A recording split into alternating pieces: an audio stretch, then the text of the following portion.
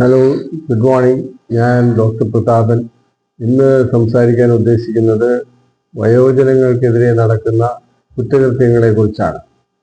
കേരളത്തിലെ national crime records ബ്യൂറോയുടെ report പ്രകാരം 62 വയോജനങ്ങൾ കൊല്ലപ്പെട്ടിട്ടുണ്ട്. 2022 വർഷമാണ്. അതുപോലെ ഈ ലൈംഗിക അതിക്രമത്തിന് ഇരയായ വയോജനങ്ങൾ 59 പേരാണ്. ഏറ്റവും കൂടുതൽ കുറ്റകൃത്യം ഒരു വയോജനങ്ങൾക്കെതിരെ നടക്കുന്നതിൽ കണ്ടുവരുന്നത് ശാരീരിക അക്രമമാണ്. ഏതാണ്ട് 415 അത്തരം കേസുകൾ കേരളത്തിലുണ്ടായിട്ടുണ്ട്. ഇതുപോലെ മിക്കവാറും എല്ലാ കുറ്റകൃത്യങ്ങളും വയോജനങ്ങൾക്കെതിരെ നടക്കുന്നുണ്ട്. ഇതിനർത്ഥം വയോജനങ്ങൾ സുരക്ഷിതരാണോ എന്നുള്ള ഒരു ചോദ്യം ഇവിടെ ഉയരുകയാണ്. ഇത് പറഞ്ഞതൊക്കെ ചില റിപ്പോർട്ട് ചെയ്ത കാര്യങ്ങളെക്കുറിച്ച് മാത്രമാണ്. യഥാർത്ഥത്തിൽ നടക്കുന്ന കുറ്റകൃത്യങ്ങളുടെ എണ്ണം ഇതിനേക്കാൾ വളരെ വലുതായിരുന്നു. കാരണം പല വയോജനങ്ങൾക്കും അവർക്കെതിരെ നടക്കുന്ന തട്ടിപ്പുകളോ ആക്രമണങ്ങളോ ഉണ്ടാകുന്നത് വീട്ടിനുള്ളിൽ വെച്ചും അവരുടെ ബന്ധുക്കളും അടുത്ത സുഹൃത്തുക്കളും നിന്നും ആയതുകൊണ്ട് പോലീസിൽ പരാതിപ്പെടാൻ അവർ ഒരുപക്ഷെ വിമുഖരായിരിക്കാം. റിപ്പോർട്ട് പറഞ്ഞ കാര്യങ്ങളെ കുറിച്ചാണ്. ഇന്നലെ തന്നെ ഒരു പത്രത്തിൽ വന്നിട്ടുണ്ട് ഒരു വാർത്തയാണ്. ഒറ്റയ്ക്ക് ഒരു റബ്ബർ എസ്റ്റേറ്റിന് നടുവിൽ ഒറ്റയ്ക്ക് താമസിച്ചിരുന്ന 72 വയസ്സായ സ്ത്രീയെ കൊല്ലപ്പെട്ടിരിക്കുന്നു. അവരുടെ തല ഭിത്തിയിൽ ഇടിച്ച് ആണ് കൊലപ്പെടുത്തിയത്. ചെറുപ്പക്കാരനായ ഒരു വ്യക്തിയാണ് അത് ചെയ്തത്. പോസ്റ്റ്മോർട്ടം റിപ്പോർട്ട് പ്രകാരം അവർ ലൈംഗിക അതിക്രമത്തിനും ഇരയായിട്ടുണ്ട് എന്ന് പറയാം. ഒരുപക്ഷെ ഇന്നത്തെ ചെറുപ്പക്കാർ ഈ കഞ്ചാവിനോ മദ്യത്തിനോ ഒക്കെ അടിമയായി അല്ലെങ്കിൽ കവർച്ച എന്ന ലക്ഷ്യത്തോടുകൂടിയും ഒക്കെ ആയിരിക്കും ഈ കുറ്റകൃത്യം ചെയ്തിട്ടുള്ളത്. മറ്റൊരു കേസാണ് എനിക്ക് ഒരു ഫോൺ സന്ദേശം വഴി കിട്ടിയതനുസരിച്ച് 61 വയസ്സായ ഒരു വയോധികയുമായിട്ട് സംസാരിച്ചപ്പോൾ അവരുടെ മരുമകൻ ഇവരുടെ സ്വന്തം വീട് വിൽക്കുന്നതിന് വേണ്ടി മറ്റൊരാളിൽ നിന്നും 48 ലക്ഷം രൂപ അഡ്വാൻസ് വാങ്ങിക്കുകയും ഇപ്പോൾ അയാൾ വീട്ടിൽ നിന്ന് ഇറങ്ങിക്കൊടുക്കുകയും പ്രമാണം എഴുതുവാനും വേണ്ടി നിർബന്ധിക്കുന്ന അവസ്ഥയുണ്ട്. അവർ ആരും സഹായത്തിനില്ലാത്ത ഒരു വയോധികയാണ്. ഈ കാര്യങ്ങളിലെല്ലാം ഇതുപോലെയുള്ള കുറ്റകൃത്യങ്ങൾ തട്ടിപ്പുകൾക്കും ഒക്കെ വയോജകർ സീനിയർ സിറ്റിസൺസ് ഇരയായിക്കൊണ്ടിരിക്കുന്നു എന്നുള്ളത് ഒരു വസ്തുതയാണ്. ക്രിമിനൽ കേസുകൾക്ക് ഇരയാകുന്ന സീനിയർ സിറ്റിസൺസ് പരാതി കൊടുക്കേണ്ടത് പോലീസ് സ്റ്റേഷനിൽ തന്നെയാണ്. അതേസമയം മറ്റ് അതിക്രമങ്ങൾ, ശാരീരികമായി പിടിച്ചു തള്ളുക, കുത്തുക, നുള്ളുക തുടങ്ങി വേദനിപ്പിക്കുക തുടങ്ങിയുള്ള ശാരീരിക അതിക്രമങ്ങൾ നടന്നാൽ അത് പോലീസ് സ്റ്റേഷനിൽ കേസെടുക്കാൻ വകുപ്പില്ല എന്നുള്ളതിനാൽ മെയിൻ്റനൻസ് ട്രിബ്യൂണലിലും പരാതി കൊടുക്കാവുന്നതാണ്. വയോജനങ്ങൾക്കെതിരെ മറ്റ് പലതരത്തിലുള്ള അതിക്രമങ്ങൾ നടക്കുന്നുണ്ട്. സാമൂഹികമായ അതിക്രമം, അതായത് അവരെ വീട്ടിൽ ഒറ്റപ്പെടുത്തുക, പൊതുപരിപാടികളിൽ പങ്കെടുപ്പിക്കാതിരിക്കുക തുടങ്ങിയവ സാമൂഹിക അതിക്രമങ്ങളാണ്. വൈകാരിക അതിക്രമം, അത് അവരെ ഇകഴ്ത്തിക്കൊണ്ട് വയോജനാവസ്ഥയിലുണ്ടാകുന്ന ആ വൾനറബിലിറ്റിയെ കളിയാക്കിക്കൊണ്ടും ഒക്കെ സംസാരിക്കുന്നത് ഒരു വൈകാരിക അതിക്രമം എന്ന് പറയാം. ലൈംഗിക അതിക്രമം എന്ന് പറയുന്നത് ഒരു ആളിന്റെ ശരീരഭാഗങ്ങളിൽ അവരുടെ അനുവാദമില്ലാതെ സ്പർശിക്കുന്നതും ഒക്കെ ഒരു ലൈംഗിക അതിക്രമത്തിൽപ്പെടും. പിന്നൊന്ന് ഉപേക്ഷിക്കുക എന്നുള്ളതും ഒരു അതിക്രമമാണ്. പല വയോജനങ്ങളെയും അവരുടെ ചെറുമക്കൾ ഒക്കെ റോഡിലും അമ്പലങ്ങളിലും അനാഥാലയങ്ങളിലും ഒക്കെ ഉപേക്ഷിച്ചിട്ട് പോകുന്ന അവസ്ഥയുണ്ട്. വയോജനങ്ങൾക്കെതിരെ അതിക്രമങ്ങൾ വളരെയധികം നടക്കുന്നുണ്ട്. ഇതിനൊക്കെ ഒരു സംരക്ഷണം എന്ന നിലയ്ക്ക് വയോജനങ്ങൾക്ക് നേരിട്ട് പല കാര്യങ്ങളും ചെയ്യാൻ കഴിയും. അതോടൊപ്പം പോലീസ് സംവിധാനവും വയോജന സുരക്ഷയ്ക്ക് വേണ്ടി പ്രവർത്തിക്കാൻ കഴിയും.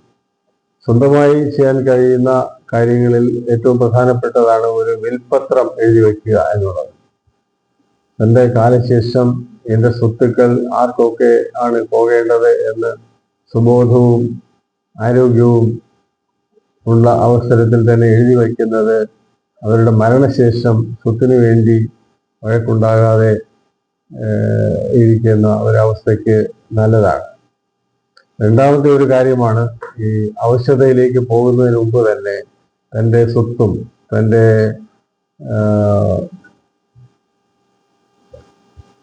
തൻ്റെ മരണാനന്തര കാര്യങ്ങളും മക്കളുടെ കാര്യവും ഒക്കെ നോക്കാൻ വേണ്ടി അതിന് തക്കതായ ഉത്തരവാദിത്വം ഏറ്റെടുക്കുന്ന ഒരാളിന് പവർ ഓഫ് അറ്റോർണി എഴുതി കൊടുക്കുക എന്നുള്ളതാണ്. ഒരു കാര്യത്തിനോ പല കാര്യങ്ങൾക്കോ വേണ്ടി ഒരു പവർ ഓഫ് അറ്റോർണി ഒരാളിനെയോ മറ്റൊരാളിനെയോ പല ആൾക്കാരെയോ നിയമിക്കാം. കേരളത്തിൽ ജനമൈത്രി പോലീസ് നിലവിലുണ്ട്. നമ്മുടെ ഭരണഘടനയുടെ ആർട്ടിക്കിൾ 21 പ്രകാരം ജീവനും സ്വത്തിനും ജീവിക്കാനുള്ള അവകാശമുണ്ട്. അതുപോലെ ആർട്ടിക്കിൾ 46 പ്രകാരം ഈ വിവേചനങ്ങൾ വൾനറബിൾ ഗ്രൂപ്പിൽ ഉള്ള ആൾക്കാർക്ക് പ്രത്യേക സംരക്ഷണം കൊടുക്കണം എന്നും പറയുന്നുണ്ട്. ഇത് ഡയറക്റ്റീവ് പ്രിൻസിപ്പിളാണ്. വൾനറബിൾ ഗ്രൂപ്പ്സിൽ ഈ സീനിയർ സിറ്റിസൺസും ഉൾപ്പെടുന്നതാണ്. ഇതൊക്കെ കൂടാതെയാണ് 2009 ഇറങ്ങിയിട്ടുള്ള മാതാപിതാക്കളെയും മുതിർന്ന പൗരന്മാരെയും സംരക്ഷിക്കുന്ന ചട്ടം. അതിലെ ചട്ടം 20 പോലീസിന്റെ ചുമതലകൾ എന്തൊക്കെയാണെന്ന് പറയുന്നുണ്ട്. ചട്ടം 20 പറയുന്നത് ഓരോ പോലീസ് സ്റ്റേഷനിലും അവർ ഒറ്റയ്ക്ക് താമസിക്കുന്ന അല്ലാതെയോ താമസിക്കുന്ന മുതിർന്ന പൗരന്മാരുടെ സംരക്ഷണത്തിന് വേണ്ടി, ജീവനും സ്വത്തിനും സംരക്ഷണത്തിന് വേണ്ടി ആ ഒരു പ്രവർത്തന പരിപാടി തയ്യാറാക്കണം എന്ന് പറയുന്നുണ്ട്. അതേ ചട്ടത്തിൽ തന്നെയാണ് പറയുന്നത്, ഓരോ പോലീസ് സ്റ്റേഷനിലും ഒന്നോ അതിൽ കൂടുതലോ സന്നദ്ധ കമ്മിറ്റികൾ രൂപീകരിക്കണം. സീനിയർ സിറ്റിസൺസിനെ സന്ദർശിക്കാനായിട്ട് ഒരു പ്രത്യേക പ്രദേശത്ത് പോലീസുകൾ പോവുകയാണെങ്കിൽ ആ സ്ഥലത്തുള്ള സന്നദ്ധ പ്രവർത്തകരെ കൂടി ആ വിവരം അറിയിച്ച് അവരുടെ സഹകരണവും കൂടി തേടാവുന്നതാണ്. പോലീസ് സ്റ്റേഷൻ വഴി വയോജന സംരക്ഷണത്തിന് എന്തൊക്കെ നടപടികൾ എടുത്തിട്ടുണ്ട് എന്നതിനെ കുറിച്ച് വ്യാപകമായ ഒരു പ്രചാരണം നൽകണം. ഓരോ പോലീസ് സ്റ്റേഷനിലും വയോജനങ്ങൾക്കെതിരെ ഉണ്ടാകുന്ന കേസുകൾ പ്രത്യേക പരിഗണനയോടുകൂടി അത് അന്വേഷിച്ച് കൈകാര്യം ചെയ്യുന്നതിനായി ഒരു പ്രത്യേക രജിസ്റ്റർ സൂക്ഷിക്കണം എന്നും പറയുന്നുണ്ട്. ഓരോ പോലീസ് സ്റ്റേഷനിലും പരിധിയിലും താമസിക്കുന്ന മുതിർന്ന പൗരന്മാർ ഡൂസ് ആൻഡ് ഡോൺസ് എന്തൊക്കെ ചെയ്യണം, എന്തൊക്കെ ചെയ്യാൻ പാടില്ല അവരുടെ സംരക്ഷണത്തിന് വേണ്ടി എന്ന് പോലീസ് ഒരു ലിസ്റ്റ് തയ്യാറാക്കി അത് വ്യാപകമായി പ്രചരിപ്പിക്കപ്പെടണം. റെസിഡൻസ് അസോസിയേഷനുകളും യുവജന ക്ലബ്ബുകളുമായി ചേർന്ന് കമ്മ്യൂണിറ്റി പോലീസിംഗ് നടത്തണം എന്ന് ഈ ചട്ടം 20 പറയുന്നു. ഈ ചട്ടം 20 തന്നെ പറയുകയാണ്, സംസ്ഥാനത്തെ DGP ആ സംസ്ഥാനത്തെ എല്ലാ ജില്ലകളിൽ നിന്നും വയോജനങ്ങളെ സംബന്ധിക്കുന്ന കേസുകളെയും അവരുടെ നിലവിലുള്ള അവസ്ഥയും ഒക്കെ ചേർന്ന ഒരു റിപ്പോർട്ട് 3 മാസത്തിലൊരിക്കൽ സർക്കാരിന് കൊടുക്കണം. സർക്കാർ ആ റിപ്പോർട്ട് സംസ്ഥാന വയോജന കൗൺസിലിന് മുമ്പാകെ വയ്ക്കുകയും വേണ്ടതാണ് എന്ന് പറയുന്നു. ഇത് കൂടാതെ ഈ മുതിർന്ന പൗരന്മാരെ സംബന്ധിച്ച കേസുകളുടെ നിലവിലുള്ള അവസ്ഥയും അതിൻ്റെ ക്രൈം നമ്പർ, കേസ് നമ്പർ എന്നിവയൊക്കെ ചേർത്ത് ഒരു ആനുവൽ റിപ്പോർട്ട് ഈ DGP പ്രസിദ്ധീകരിക്കണം എന്നും പറയുന്നുണ്ട്. ചട്ടം 20 പറഞ്ഞിട്ടുള്ള ഈ കാര്യങ്ങൾ ഉൾപ്പെടുത്തി 2010 ഒരു സർക്കുലർ പോലീസ് DGP പുറപ്പെടുവിച്ചിട്ടുണ്ട്. അതിനെ തുടർന്ന് കുറച്ചുകൂടെ വിശദമാക്കുന്ന ഒരു 3-4-5 സർക്കുലറുകളും ഈ പോലീസ് DGP ഇറക്കിയിട്ടുണ്ട്. ഇതെല്ലാം വയോജനങ്ങളുടെ ജീവനും സ്വത്തിനും സംരക്ഷണം കൊടുക്കുക എന്ന ലക്ഷ്യത്തോടു കൂടിയാണ്. ആധുനിക ടെക്നോളജിയുടെ ഉപയോഗം ഫലപ്രദമായി നടപ്പിലാക്കുക എന്ന ലക്ഷ്യത്തോടു കൂടി പോൾ ആപ്പ് എന്ന് പറഞ്ഞ ഒരു ആപ്പ് പോലീസ് ഡിപ്പാർട്ട്മെന്റ് പുറത്തിറക്കിയിട്ടുണ്ട്. ഇതും വയോജനങ്ങൾക്ക് അവരുടെ ജീവനും സ്വത്തിനും സംരക്ഷണത്തിനായി ഈ പോൾ ആപ്പ് വഴിയുള്ള സേവനങ്ങൾ ഉപയോഗപ്പെടുത്താവുന്നതാണ്. അതായത് വയോജനങ്ങളുടെ സംരക്ഷണത്തിനായി നിയമവും ചട്ടങ്ങളും നയവും പദ്ധതികളും സർക്കാർ ആവിഷ്കരിച്ചിട്ടുണ്ട്. അത് വ്യാപകമായി എല്ലാ വയോജനങ്ങൾക്കും എത്തിക്കുക എന്നുള്ളതായിരിക്കണം നമ്മുടെ കടമ. Thank you.